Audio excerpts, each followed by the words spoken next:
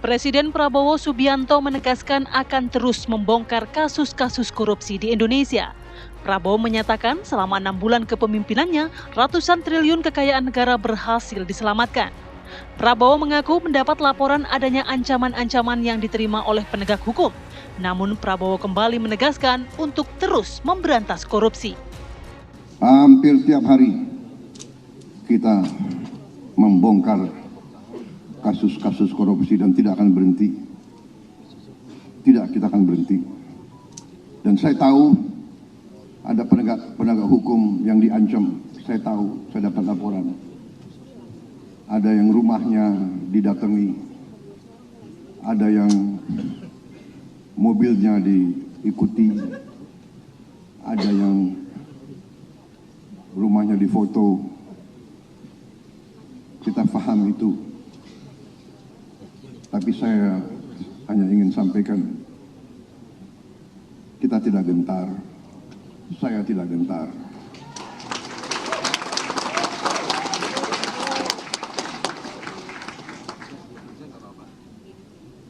Usia saya 73 tahun. Saya hanya ingin meninggalkan nama baik. Saya akan melaksanakan tugas saya. Saya akan tegakkan keadilan. Saya akan melawan segala bentuk korupsi di Republik ini tanpa pandang bulu. Akankah ini menjadi langkah optimis pemerintah dalam pemberantasan korupsi di tanah air? Ya, Andi Kumala dan pemirsa, kalau mendengar pidato Pak Prabowo saya langsung mau nyanyi. Silakan. Maju tak gentar membela yang benar, ya kan? Harus ganti liriknya dong. Maju tak gentar lawan korupsi. Wah iya betul dia. Tuh langsung ketawa kan Bang Saur pagi hari ini. Belum dikenalin udah langsung ketawa. Suaranya khas langsung muncul. Pemirsa udah langsung tahu di siapa nih narasumber kita pagi hari ini. Ada siapa aja di Langsung aja kita kenalkan nih. Ya. Ada Bang Hendar Samarantoko, Ketua Lisan Prabowo. Selamat pagi Bang Hendar. Pagi, mana pagi, Pil. Kemudian yang udah ketawa-ketawa, Bang Saur Siagian, pegiat anti korupsi. Selamat pagi Bang Saur. Selamat pagi. Kalau di advokat, maju tak gentar membela yang bayar. Wah, itu dia. Tapi sebelum ke Bang Saur, saya mau ke Bang Hendar Sam. Bagaimana melihat pidato Pak Prabowo yang berulang kali terus-terusan menyuarakan mulai dari RUU perampasan aset, melawan korupsi. Apakah ini salah satu upaya Pak Presiden Prabowo Subianto untuk menjadi role model menghadapi para koruptor? Ya, jadi sebenarnya gini, bahwa Pak Prabowo ini ingin menuntaskan janji-janji kampanyenya. Jadi bahwa pemberantasan korupsi, ya kan, reformasi di bidang hukum itu masuk dalam Astacita di nomor 7, ya kan. Dan itu sudah beliau lakukan dengan akselerasi melalui aparat-aparat penegak hukum yang terjadi selama ini. Bagaimana kalau kita lihat track record-nya selama 6 bulan pemerintahan Pak Prabowo, gebrakan itu bukan hanya dimulai dari baru ini saja, bahwa dari awal pemerintahannya sampai dengan saat ini itu sudah dilakukan ratusan triliun uang negara sudah bisa berhasil diselamatkan, ya kan? Tentunya menjadi sesuatu komitmen. Bayangkan saja baru 6 bulan menjabat sudah seperti ini. Bagaimana nanti kalau 6 tahun? Nah, ya kan? Kalau 6 tahun, kalau 6 tahun ada periode kedua dong, berarti. Ya udah dilebihin 1 tahun. Jadi boleh. Jadi dijawab, jangan ngomong lagi. Beliau. Jadi maksudnya bahwa tentang masalah itu kita tidak boleh, kita harus apresiasi bahwa tidak cuman etalase kata-kata saja, bahwa beliau berulang kali menegaskan. Kalau kita lihat bahwa sebagai panglima tertinggi dari eksekutif, ya kan, beliau juga mempunyai instrumen aparat penegak hukum yang harus patuh dan taat kepada beliau. Dan oleh karena itu para penegak hukum harus tahu komitmennya, bahwa komitmennya bukan cuma komitmen normatif saja, tapi benar-benar komitmen yang strategik dan harus terrealisasi. Berulang kali Pak Prabowo itu saya tahu persis, satu kali ngomong aja harus jalan tuh. Kalau sampai berulang kali ngomongin masalah itu harus terjadi, harus jalan. Jadi ini makanya kemarin saya di Baharkam juga menjadi narasumber di Rakernas sana, saya sampaikan tiap pemimpin punya style masing-masing. Oke. Nih saya kasih tahu style Pak Prabowo nih, Ya. biar nggak salah nih, iya kan? Jangan cuman ngomongnya normatif, ternyata itu cuman depan itu. Pak Prabowo enggak.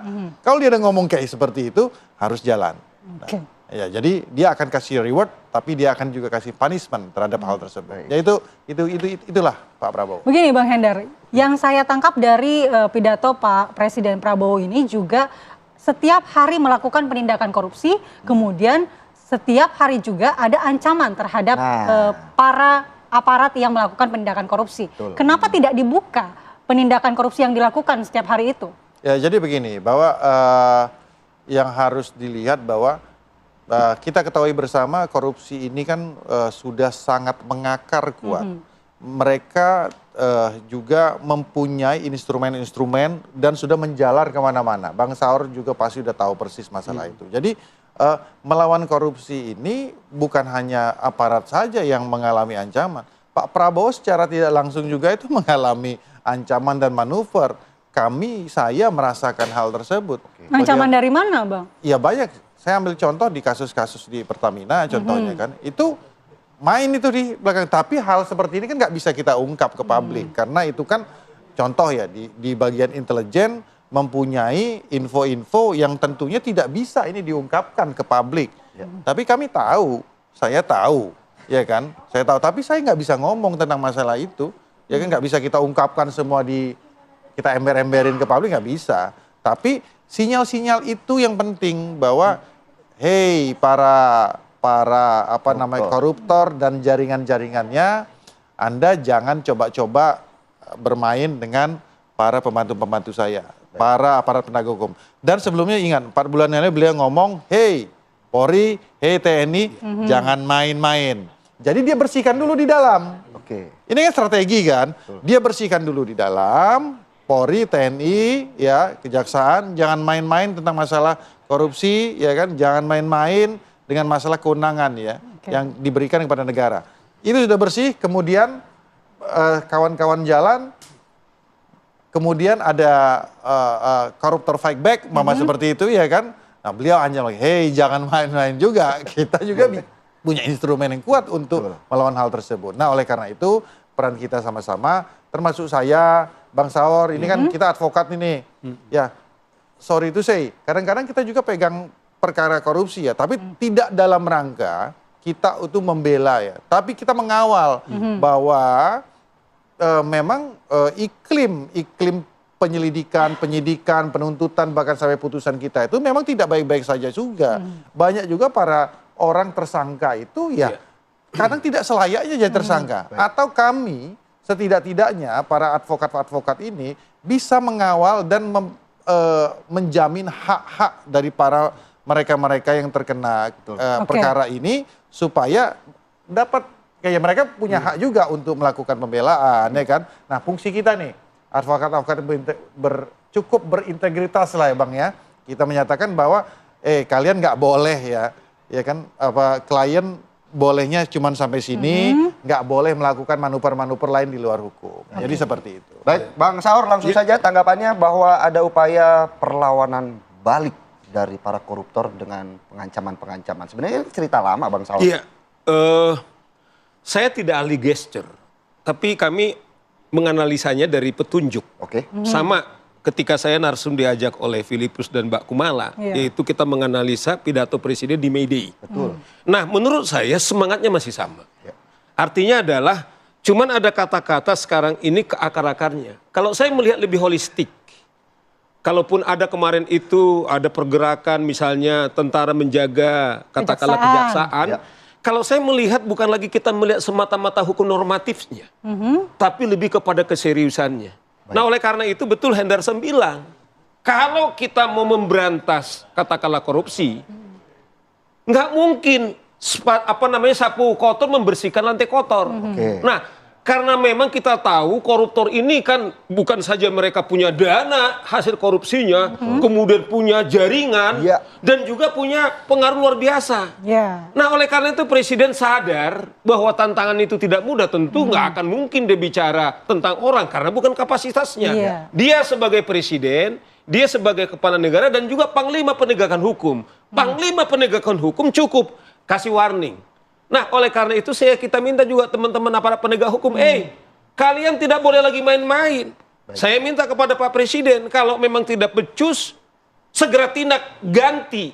Nah, begitu juga para koruptor-koruptor ini, jangan juga mereka coba main-main, mau main ancam-mengancam. Saya kira kan clear itu. Barangkali ada masukan dari aparat penegak hukum kepada Kepala Presiden. Nah, oleh karena itu saya kira ini kesempatan seperti Pak Presiden bilang bahwa dia tahu bahwa kekayaan negara digunakan untuk kesejahteraan rakyat. Kita terharu kemarin itu Presiden punya komitmen akan membangun 5 universitas, 5 atau berapa itu, untuk orang-orang yang tidak mampu, anak-anak pemulung, anak-anak yang tidak mampu. Dugaan kita Presiden punya visi prioritaskan ini, andaikan uang kita tidak dirampok oleh para koruptor ini, Presiden bilang ini sangat mudah membiayai ini. Ya kan, inilah yang saya lihat. Nah, oleh karena itu kita berterima kasih. Saya melihat ini bukan sekedar katakanlah gimmick, tetapi warning. Itu sebenarnya internal daripada Gerindra. Kalau nggak salah Tidar itu adalah sayap daripada Gerindra. Tapi digunakan itu kembali memberi pesan yang sangat serius. Saya setuju. Masalah kita di bangsa ini termasuk premanisme. Ya premanisme memang sekarang ini kita bantai yang mulai dari pasar kemarin sudah dari terbuka. Begitu, yang triliunan aja juga dibuat gaya preman.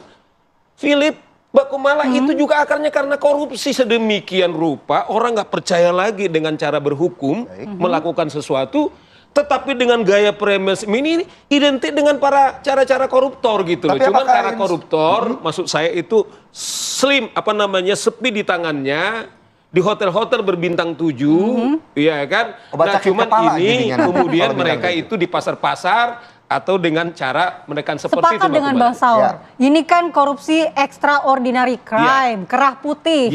Nah, ini tentu yang melakukan kejahatan korupsi ini adalah orang-orang yang juga punya pengaruh. Nah, mungkin makna dari pidato Presiden ini memang menyasar pihak-pihak yang nggak ada takut-takutnya nih sama pemberantasan korupsi dan penegak hukum, bahkan ancam dibalik gitu. Iya, kita katakanlah kasus Timah kemarin itu kan, ada nama orang berkali-kali disebut misalnya. Tiba-tiba lolos. Sekarang coba KPK kemudian mencoba lagi untuk menyasar. Artinya bukan tidak mungkin karena aparat penegak hukum kita tidak baik-baik saja. Ini kita harus terbuka. Banyak hakim-hakim agung kita ditangkap. Dalam beberapa diskusi ini kita hanya bicara tentang penegak hukum yang rusak. Kemudian ada beberapa polisi-polisi kita dulu, bahkan ada polisinya polisi. Artinya yang instrumen penegakan hukum hingga saat ini belum berjalan seirama dengan keinginan Pak Presiden Prabowo Subianto. Artinya kan ini kan Presiden kemudian, ini kita sudah mulai era baru nih. Kita 6 bulan nih. Udahlah, kalaupun ada yang lama-lama itu stop, tapi mari kita mulai era baru dengan astacita itu. Ini yang kita komit. Nah, kita setuju kepada Presiden kalau sampai tidak ada, segera jangan ragu-ragu, copot, kemudian bila perlu ada pidananya harus ditindaklanjuti, tidak sekedar dicopot, Mas Filipus. Baik, kita akan lanjutkan perbincangan kita, nanti kita minta tanggapan dari Bang Hendar Syam, namun kita jeda terlebih dahulu, pemirsa jangan kemana-mana. Kembali lagi kita lanjutkan dialog di Apa Kabar Indonesia Pagi. Saya mau ke Bang Hendar Syam. Bang Hendar, apakah Anda melihat selama ini perlindungan terhadap penegak hukum yang dilakukan oleh pemerintah sudah efektif? Sebenarnya masih debatable ya, apakah efektif atau tidak. Karena kita tidak tahu persis apakah bentuk konkret ancaman itu benar-benar ada dan dikemukakan oleh publik. Kan Pak Prabowo baru men-spillnya hal tersebut. Yang tahu persis itu ya tentunya teman-teman di Kejaksaan, teman-teman di Kepolisian, teman-teman di KPK, Bang Saur lah yang lebih banyak terlibat di sana. Tapi kadang-kadang hal tersebut kan memang tidak diungkapkan ke publik. Itu menjadi sebuah dinamika dan tersendiri bagaimana tantangan-tantangan itu selalu ada. Tapi begini, saya agak bergeser sedikit bahwa kita ini sebenarnya spiritnya sama ya, advokat ya kan, kepolisian, kejaksaan, hakim, siapa sih yang nggak pengen kita ini baik-baik saja? Siapa sih yang nggak pengen bahwa kita ini ekosistem hukum dan penegakan hukum kita ini baik-baik saja? Karena apa? Kita ini terjebak. Kita ini terjebak di dalam suatu ekosistem yang sudah mengurat, berakar ke bawah. ya kan, sehingga kita semua terjebak ke dalam hal tersebut. Oleh karena itu butuh sekali, ya kan, butuh sekali reformasi yang masif untuk mengubah hal tersebut. Saya rasa spiritnya sama. Jaksa juga pasti mau lah kalau dia jalankan tugasnya dengan baik tanpa harus dia cawe-cawe. Karena apa? Karena pendapatan dia sudah cukup. Kan ini hal-hal yang paling mendasar. Polisi juga. Coba kita lihat gaji penyidik berapa? Gaji jaksa berapa? Dan tantangan godaan besar di luar besar sekali untuk lakukan ini. Jadi ini kan harus dilakukan itu, kita nggak boleh munafik. Jadi kita harus idealis, tapi kita juga harus realistis. Itu yang dilakukan oleh Pak Prabowo. Kalian nggak boleh macam-macam, ya kan? Tapi pemerintah akan memberikan hal yang sifatnya realistis, memberikan insentif yang cukup, ya kan? Walaupun juga ada oknum-oknum ketika sudah diberikan yang insentif yang cukup, ya kan, gaji yang cukup masih melakukan. Tapi ada punishment yang berat mengiringi dengan hal tersebut. Nah, hal-hal ini kan yang harus diselesaikan. Jadi nggak cuman retorika kata-kata saja.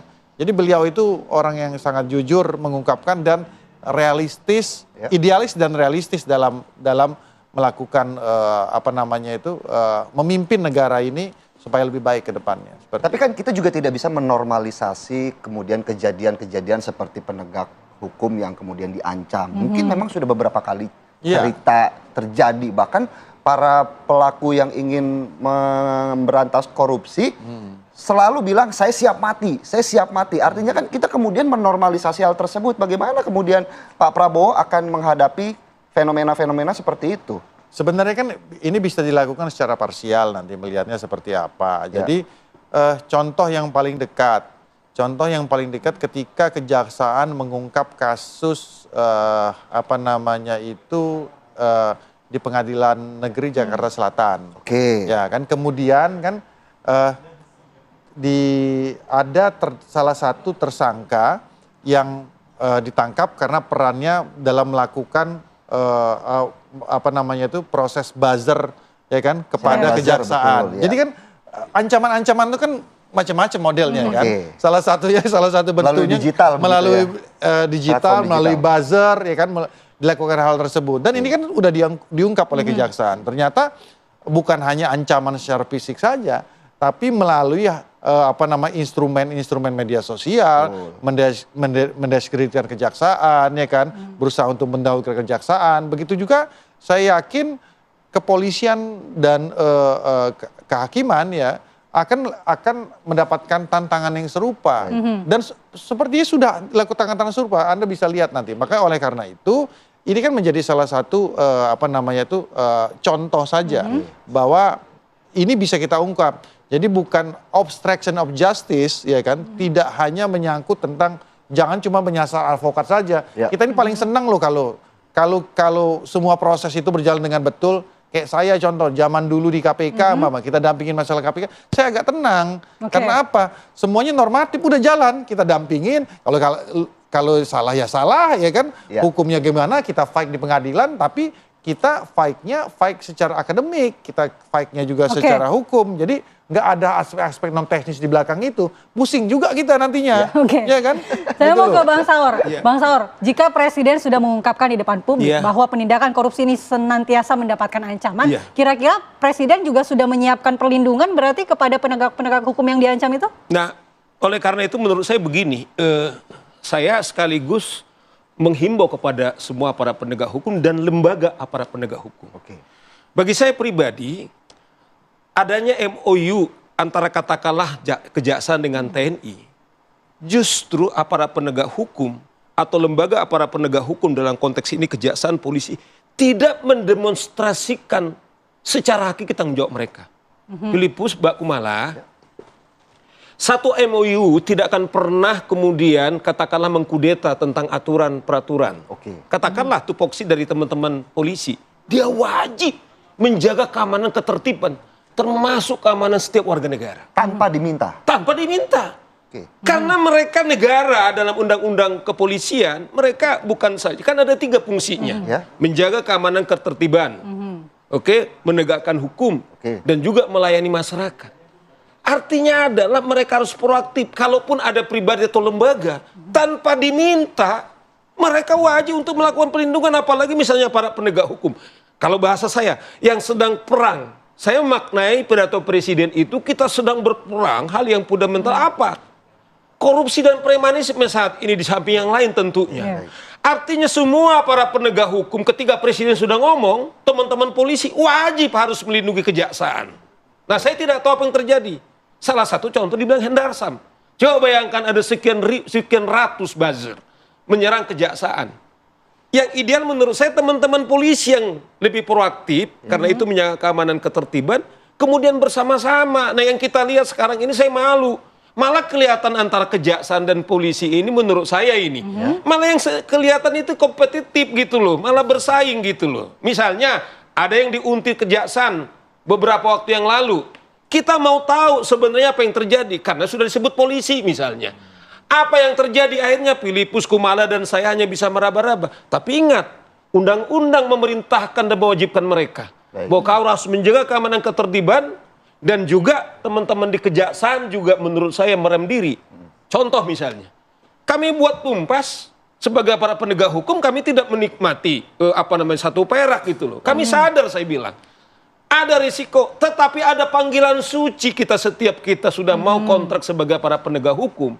Malah menurut saya cukup lembagamu. Malah saya dorong teman-teman kejaksaan. Bila perlu mereka latih pandal-pandal di sana, Sam. Ya kan? Bila perlu kalau ada musuh, teman-teman di kejaksaan apakah bawa pentungan untuk melawan itu lebih ideal daripada kita bebani lembaga yang lain. Beneran sama dengan saya, Filipus. Saya tahu apa ketika kita bicara premanisme misalnya.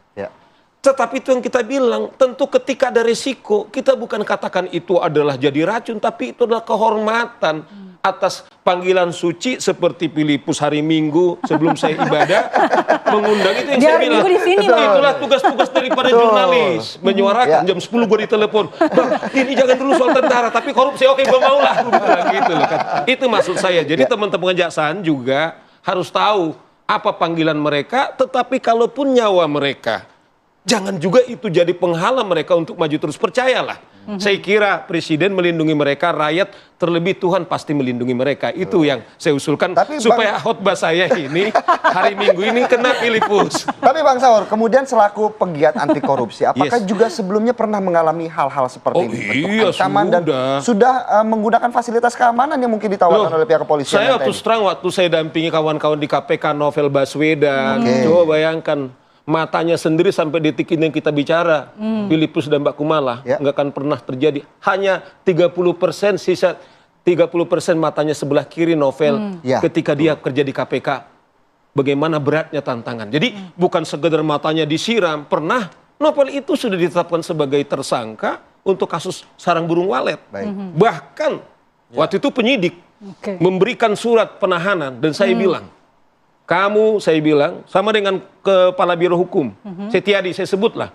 Sampai saya bilang, Setiadi, Novel itu klien saya, tidak ada urusanmu, saya bilang. Karena mereka ditarget, akhirnya surat kuasa hanya dilemparkan di ruangan Direktur Polda Bengkulu, padahal P21 tahap 2, Sam. P21 tahap 2, bukan di kejaksaan, tapi di kepolisian. Maksud saya adalah, ini karakter khas daripada para penegak hukum, barangkali jauh lebih dahsyat sebelumnya dibandingkan sekarang ini. Berarti memang sebagai penegak hukum anti korupsi ini akan selalu mendapatkan ancaman itu suatu resiko Cuman kita nggak pernah mau kalah. Kita punya tesis. Tentunya kita sepakat hukum itu adalah simbol kebenaran. Nggak akan pernah kita kemudian gentar atau jadi mundur seperti akibat kata daripada presiden.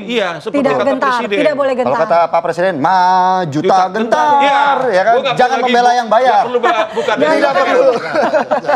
Oke, terima kasih. Baik, terima kasih Bang Saur, Bang Hendarsam. Waktunya pada pagi hari ini. Beruntung Bang Saur tidak sampai buka Nggak, minimal gua kalau nanti dikatakan pendeta, dia udah khotbah di sana. Tidak sampai buka jas, tapi sudah sempat khotbah ya. Baik, terima kasih Bang Saur dan juga Bang Hendarsam sekali lagi atas waktunya di Apa Kabar Indonesia Pagi. Tentunya dialog tadi pemirsa sekaligus menutup jumpa kita di Apa Kabar Indonesia Pagi hari ini. Saya Filipus Yonaso. Saya Andi Kumala, terima kasih dan sampai jumpa.